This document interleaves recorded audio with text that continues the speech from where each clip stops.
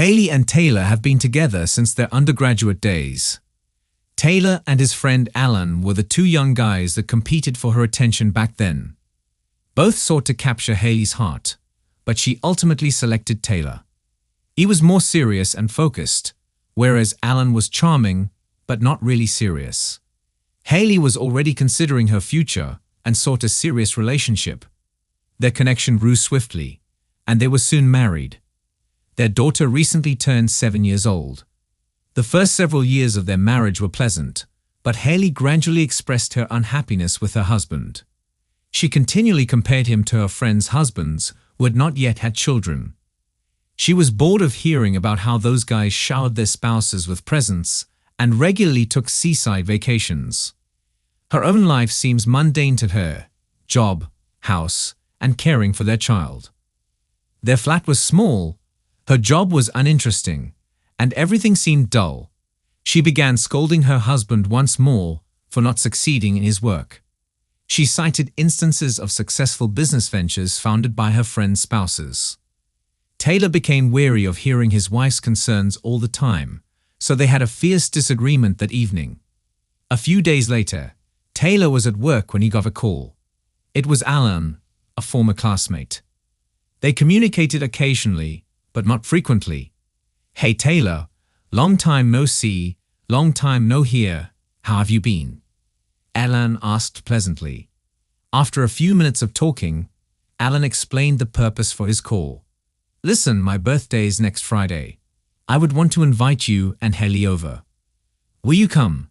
There will be many guests, and it will be enjoyable." Taylor instantly agreed and looked forward to the lovely evening. He figured it would be a nice time for him and his wife to unwind. They didn't spend much time together, which might explain why she was so cranky. When Taylor returned home and informed Haley about Alan's request, he was surprised to see that his wife put all of her negative ideas aside and joyfully consented. He felt relieved. Perhaps she simply needed a diversion. They chose to leave their kid with her grandma that day. On Friday evening, they arrived to Alan's residence. It was vast, with new renovations and a large living area where everyone congregated. There were also some recognizable faces from their academic years. Everyone congratulated the birthday boy and inquired about his accomplishments at work. It appeared that everything was going well for Alan.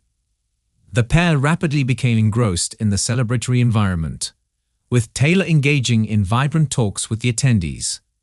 Haley concentrated on the evening's host. He observed him closely, marveling at how beautifully things had worked out for him. The alcohol flowed freely as the evening continued. The visitors continued to pour drinks for Taylor, and he quickly became very inebriated. He seldom drank, so big quantities were unusual to him. Not wanting to disturb anyone, he walked to another room and lay down on the couch to rest. The party continued, and Haley remained at her old classmate's side. He informed her about an entirely different existence.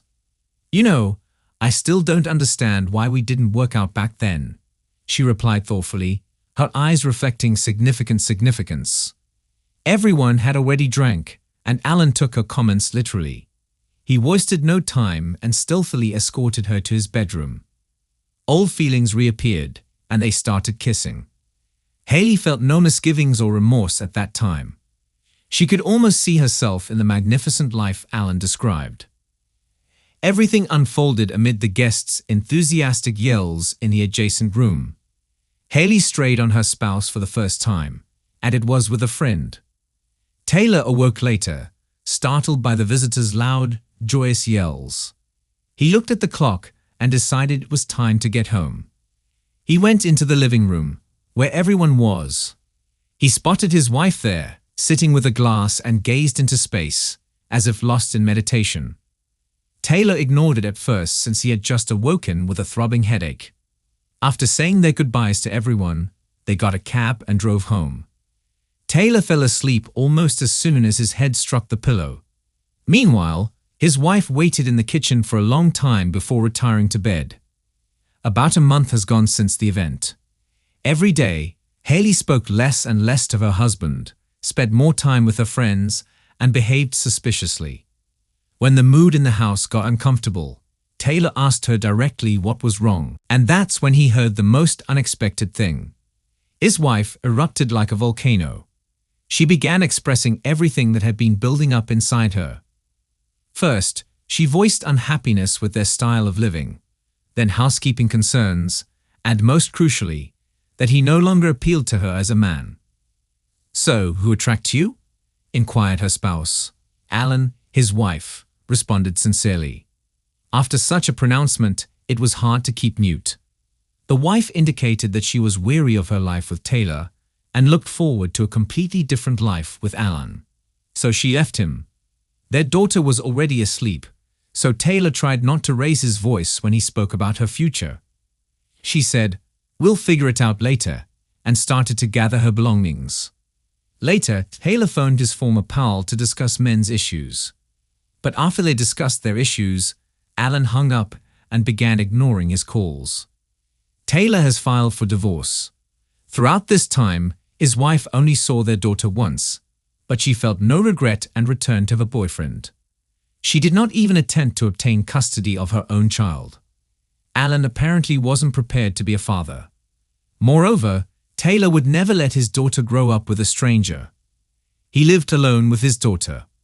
It was tough to answer all of her inquiries about her mother, but she gradually appeared to understand everything on her own.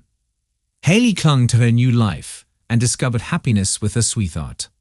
However, it did not survive long. Alan turned out to be unprepared for a committed relationship. He was continually looking for ways to have fun while being free of obligations. After some time, Haley started comparing him to her ex-husband and realized Taylor wasn't as horrible as she believed. After 6 months, she ended the relationship with Alan and began phoning her ex-husband.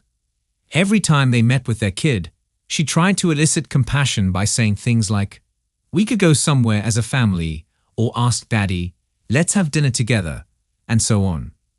When their kid skipped off to her room and the former spouses were alone, Taylor begged her to stop interfering in his life. She could visit their daughter, but he didn't want her to ruin his life or nerves again. He made it obvious that there would be no more between them. So Haley abandoned her family in pursuit of phantom life improvements. She drowned herself in passion and new connections. However, as is often the case, such shaky partnerships rapidly dissolve. Restoring trust with loved ones, on the other hand, is often impossible. In the end, everyone receives what they deserve. Thank you for listening to the story to the end, and if you like it, please support us with a like as well as subscribe to our channel. Write in the comments what you think about the story.